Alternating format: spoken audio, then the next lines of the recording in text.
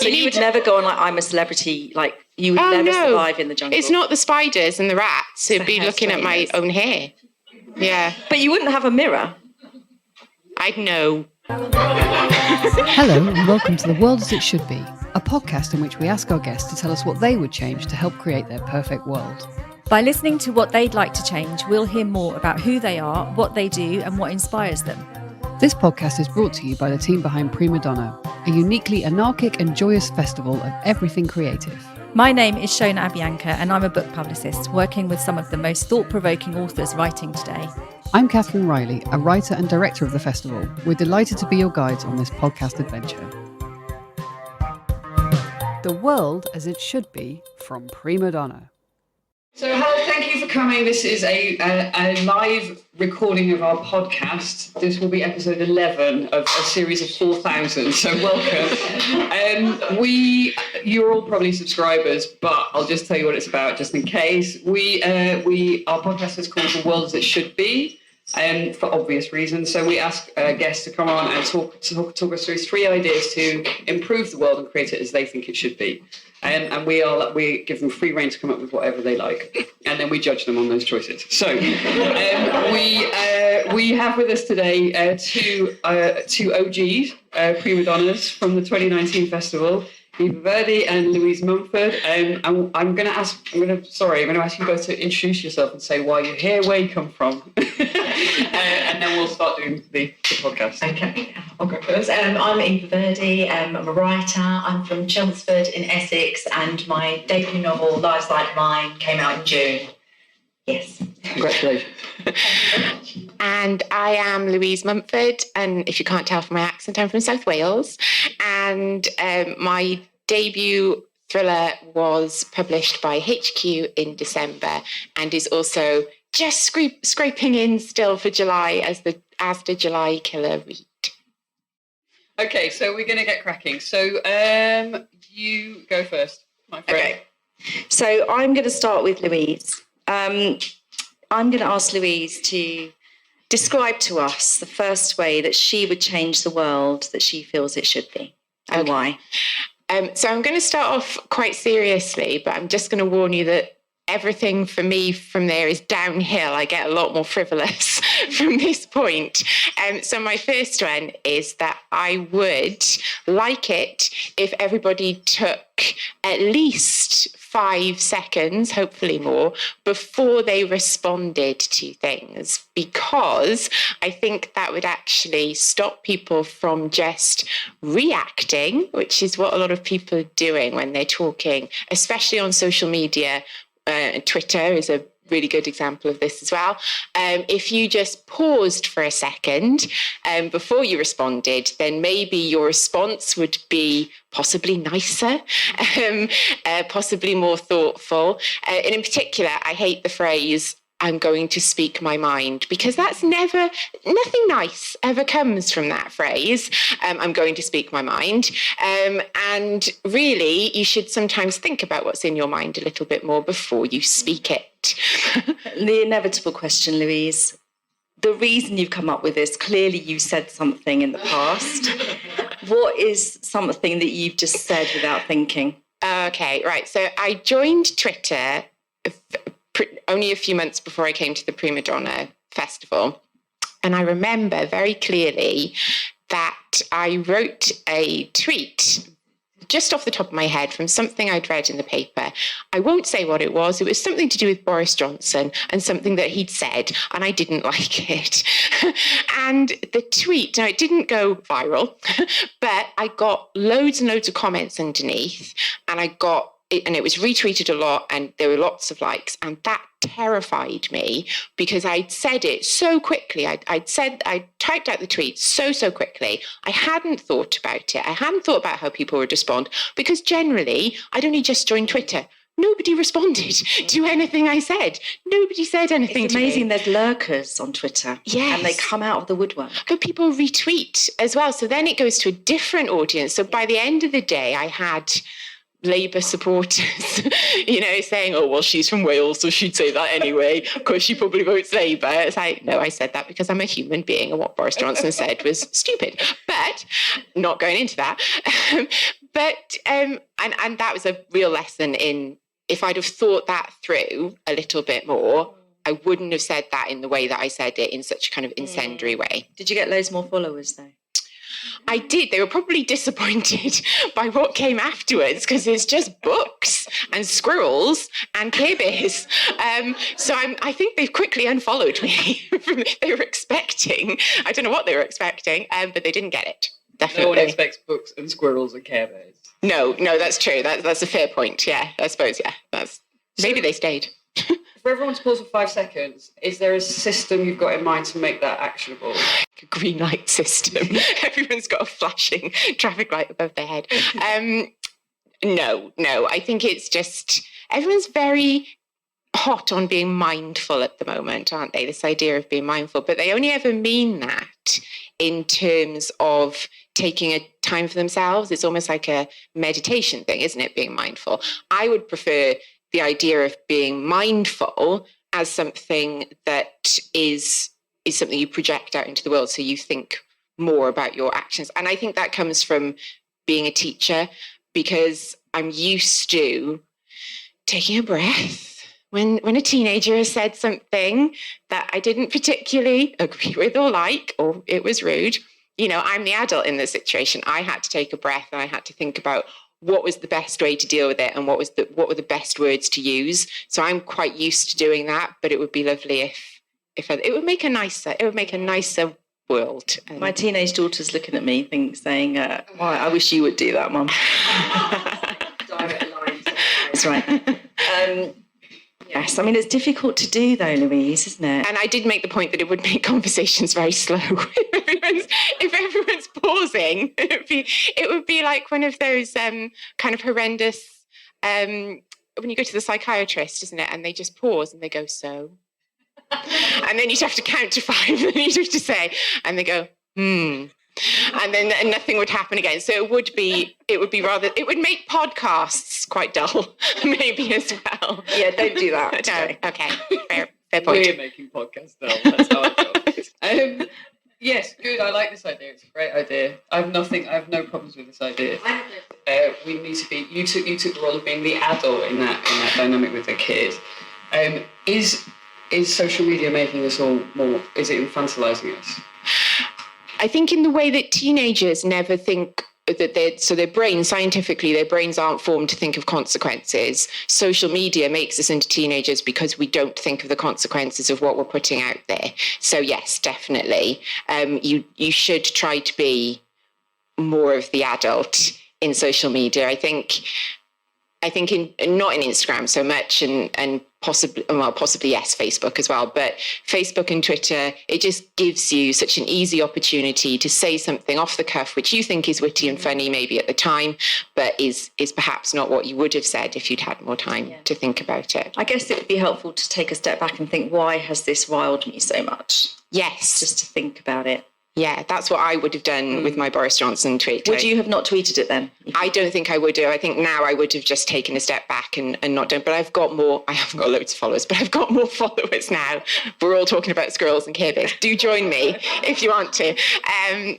So I am more conscious that I don't want to, I want to put stuff out there that you get back what you give out. And I think you need to bear that in mind. I love being funny and playing to the crowd and all that sort of stuff. I love that, but you can't do that on Twitter easily without consequences. And they're often not pleasant consequences on Twitter. Cool. Eva, do you want to talk us through your first?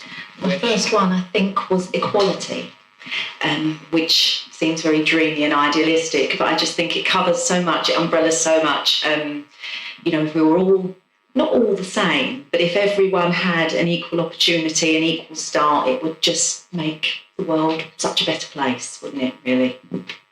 Yeah, there's no arguing with that. No, I don't really know what I can say. Very watertight. How can we start? I don't know how we go about it. I mean, how that could ever be implemented, I think it would be What are the impossible. tiniest things we could all do?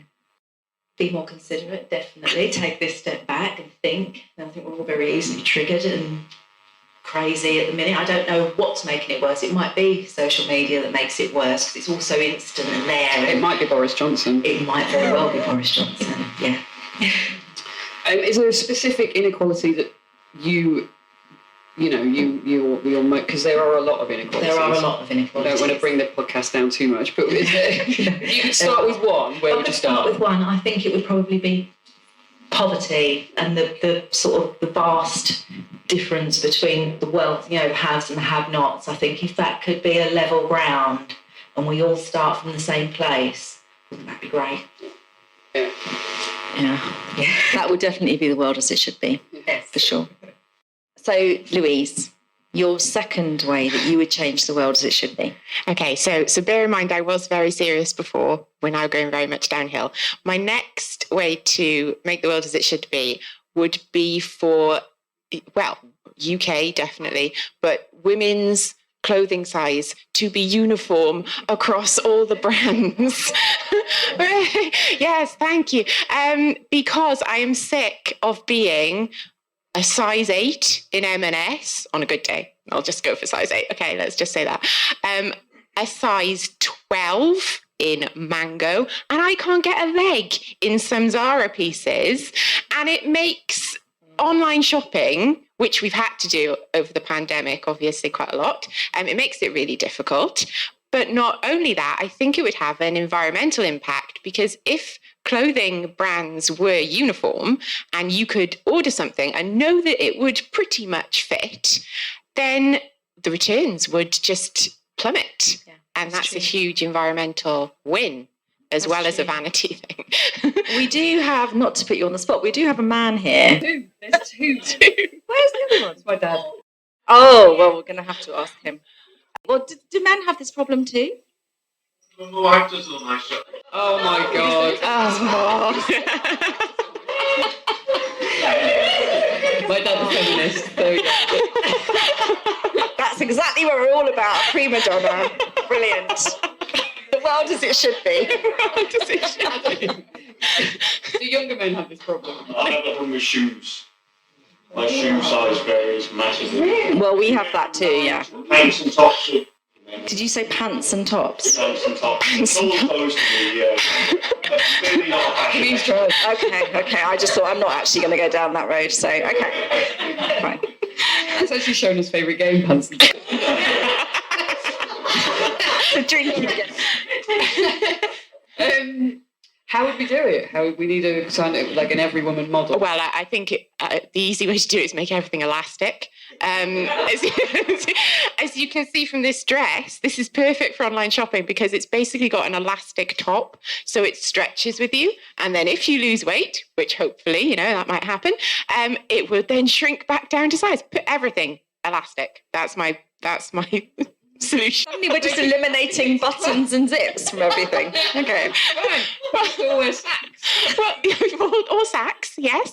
The older I get, the more I like the sack version because it's cool. You can put a belt around it. You can dress accessorize. It up or dress it down. You could, yeah. Cool. I feel I've gone off on a tangent. One size fits all. One size fits all, no returns. Right, let's move on.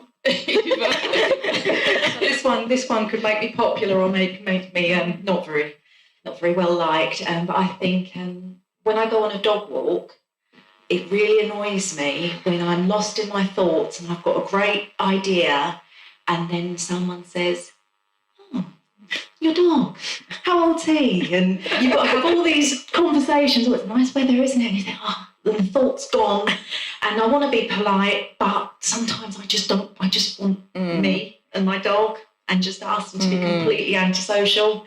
So yeah. So you're against talking, just to be clear. Just silence. Only on dog walks, just silence on dog walks. But a lot of people say a good way to make friends or meet a partner is to get a dog. No, not interested. No. What about headphones?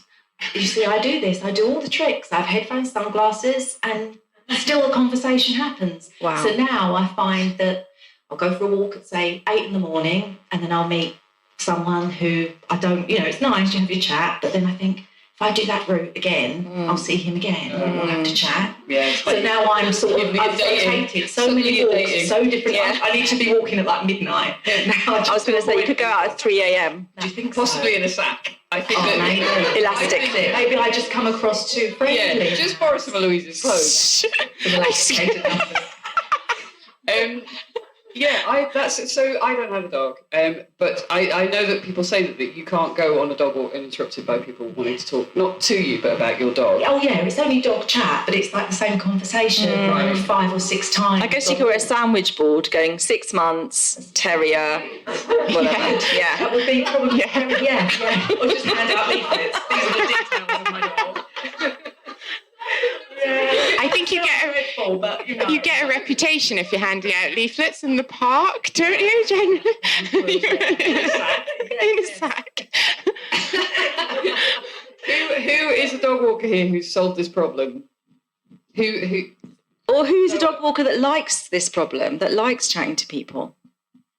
So do you disagree with Eva? I mean, it's nice to talk to people because then you can see their dogs and see if their dogs are nice and stuff, and then your dogs get to play as well. They do, and I do love other people's. It's not the dogs that I have the problem with. So I'm either, really happy to sort of make conversation with four-legged people. But, it's funny, but it is really the. I'll just be having such great ideas, and then it's gone. Dog treadmill. Do you know, I was thinking that. That's quite a good idea, yeah. I think your dog, I think probably likes going outside though. He does. So just maybe a badge, sort of not today, thank you. I don't know. Or a specifically coloured lead or something to say, owner antisocial, please avoid, something like that. I like that idea. I really like that idea, actually. I think it's on you to act out more and solve this problem yourself. So if you start a reputation locally as a crazy lady, they soon will stop. I think I might be almost You're there. working on that. Okay. Yeah.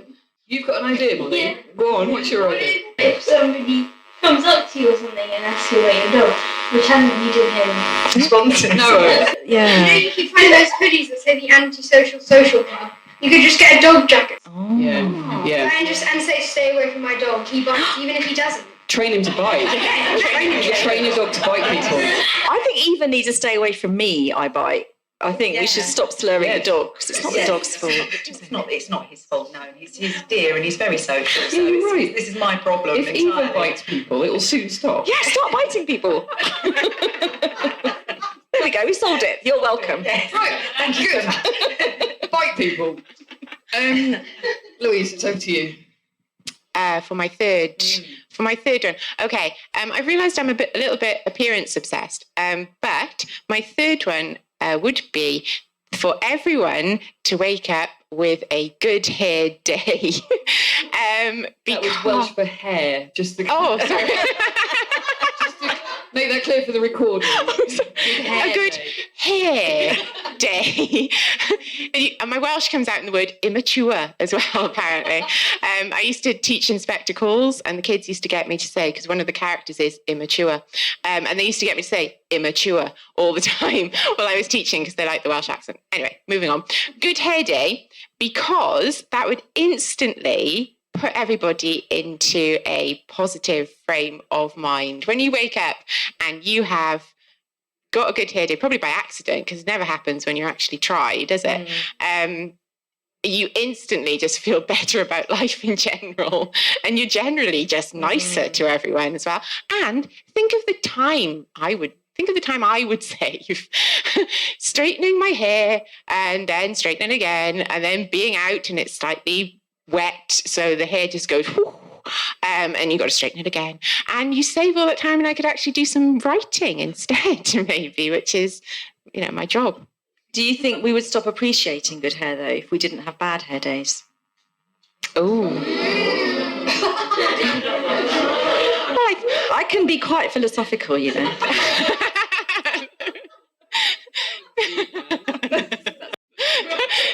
day I've had, quite honestly. I am willing to sacrifice that, I think, to have the good hair.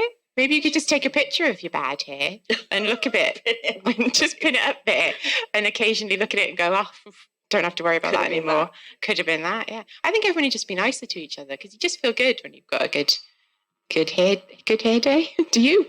Or is it just me? Possibly just me. My natural hair is, in the covers of the old Enid Blyton books, and you had and they got like a kind of wave. That's what my hair does naturally. I look like an old Enid Blyton cover. So that's why I spend so much time straightening my hair. Not that it works, because it then just naturally through the day just goes back into some weird kind of I really want to see that. I would embrace the You're never going to see it because okay. I spend too much time straightening my hair. We're not going to spy on you. The problem with this, I want to help you. The problem is, I think maybe wavy hair might just be nice. And then you just need to do a reframe and save yourself the time and the energy and have nice hair without doing just for me to reframe my thoughts and just think my hair is nice. Embrace it. Reframe your hair. Embrace your Enid. Embrace. Oh, I love that. Enid. Yeah, exactly. Right. Exactly. Well, I'm not convinced on that, frankly. Yeah. It's a lot of time. So you straighten it every day? Every day. Wow. Sometimes twice a day if I'm near straighteners. Obviously, it's harder when you're camping. It's harder that's why I don't like camping, because you don't have electricity to do that sort of stuff. And people go, I go to relax. I'm not very relaxed. My hair looks like an Enid Blyton character. Why would I be relaxed when I'm camping and I look like an Enid Blyton character? So no. So you would never go on like I'm a Celebrity, like you would never survive in the jungle. It's not the spiders and the rats. It'd be looking at my own hair. Yeah. But you wouldn't have a mirror. I'd know. I can't grow my hair. That's the problem as well, because my hair only gets to this length. If it gets any longer, it just loses the will to be hair. If it goes beyond my chin, it stops being hair and just becomes annoying.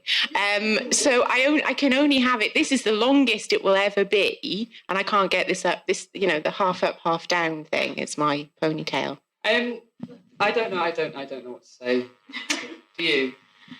Yeah, I mean, I'm embracing the wave. I think I would to me, straightening my hair every day, it would just drive me nuts. I just think I would just not have the patience. And I've done it once or twice, and I've tried it. And I do like it, it looks a lot longer. And I just, honestly, I don't have the patience to do it every day. It would just drive me absolutely crazy. You're allowed to, though. Thanks. You can. It's all right. And I'm not. But your hair looks really lovely. It's because it's straightened. You haven't helped. You have to say that it's all about how you feel, and it's fine. You wear your elastic, you straighten your hair, Louise. Yeah. We love you. Anyway. Thanks. Thank you. I don't know what Eva, do you want to take us through your last thing? Yeah, my last thing is a bit of a serious one now.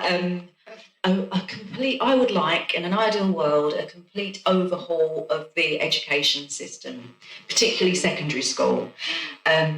I've got 3 daughters in secondary school now. I've got Zoe, she is in year 9 going into year 10, and I've got twins in year 8 going into year 9. So they're really at an age that's so, they could be learning so many more useful life skills, and I just think they're just ill-equipped for the real world. If we could learn things like how to open bank accounts or how to, lessons in self-esteem and things like that, it would be hair straightening. And hair straightening, yes, all these life skills. Yes, it would make such a world of difference. You are a teacher. I was. I gave it up. I was a teacher. Author. Yes. Yes. What are your thoughts about? I wholeheartedly agree. I think with better, I think you call it, they do have life skills. So they do, it's a very rushed, because remember as well, schools are under such pressure to hit all the curriculum targets. They just don't have time in the curriculum. So first of all, you've got to free up the curriculum and actually allow teachers to, within reason, choose what they want to teach and not just be exam factories, which is what they are at the moment, which doesn't benefit a good 50% of the children who go to school who maybe aren't a good fit for an exam factory, but fit somewhere else brilliantly, maybe in the creative arts or something else. So you've got to give teachers that ability to be able to choose. And then I think life skills is really important. Banking, social media, how to spot a scam, how to read social media and the news they get from it, because a lot of young people read stuff on Facebook or through Twitter, well, not Twitter, but we're at TikTok or wherever they get their news. Tick. Say it again. TikTok. Or the Book of Face, wherever it is, where they get their news from, and they don't understand that news comes from a certain political agenda sometimes, or has something behind it, and it's not just, the 6 o'clock news you sit down and watch with your parents, because young people don't really do that much anymore anyway. So yeah, I agree. There's a row of young people directly behind you. News. What have your kids taught you that they're missing in school? What have your kids taught you? Actually, that's quite interesting. I don't know. What do they teach me? I don't. They just always seem to come away sort of a bit jaded. I just think it could be learning could be more, just more connected to their lives, as opposed to learn Henry VIII, 6 wives, and we've got to, all these things we just sort of fed. If it could just, I don't know, maybe more practical, more realistic. I think so. Yes, yeah. It just seems that's what you take in. You read it, you do an exam, and off you go. And if you're not academic, and if you are more artsy, you get left behind. Yeah. Yes, yeah. There are a lot of conversations about this, but do you think it's changing at all? Because a lot of people say the same thing over and over again. The teachers say the same thing over and over again. Unfortunately, they're not listened to by anybody in government, it seems. Governments seem to be very hot on changing things. They change the curriculum constantly, but then it's almost like being in Alice in Wonderland, the Tea Party, where you all move around, but you eventually end up back in the same seat. You just end up back. I've taught curriculums, and then within a 5-year period, I've gone back to teaching what I was teaching 5 years ago, and all those resources that we threw away. I think governments really need to. And I think governments need to be led by experts in every field. So instead of having a Minister for Education who has no expertise in that field at all, actually have somebody who has been a teacher, maybe, That would be a very good start, wouldn't it? Yeah. Someone that knows what they're doing. Yeah. Would be really helpful. Do you think that's why there are teachers leaving the industry in their droves? Partly. I left because I was nearing 40 and I wanted to become a writer. And if I didn't become a writer, when was I going to do it? And then you met Lisa Milton, who changes lives. The literary fairy godmother, Lisa Milton, she makes us say that, by the way. She doesn't. Literary fairy godmother TM. Here's 20 quid. Tick. But I think I would have left teaching anyway, because when I first started, I was given a bit more freedom to teach what I wanted. But then 15 years later, it was a lot of box ticking and a lot of spreadsheets and a lot of this child is now green and now they've moved to red, but they're back to green. And you needed to go through all of those hoops. And I preferred to actually build relationships face to face with pupils and actually treat them like humans and not things to be ticked in boxes. Great, that's it. That's the end of the podcast. Thank you very much for your 3 ideas for each changing the world. We'll take them forward to the Great Council of Podcasting. We'll go straight to Boris, and obviously nothing will happen. He's heard about me. Thank you, everybody, for listening in to this episode of The World As It Should Be, live from Primadonna.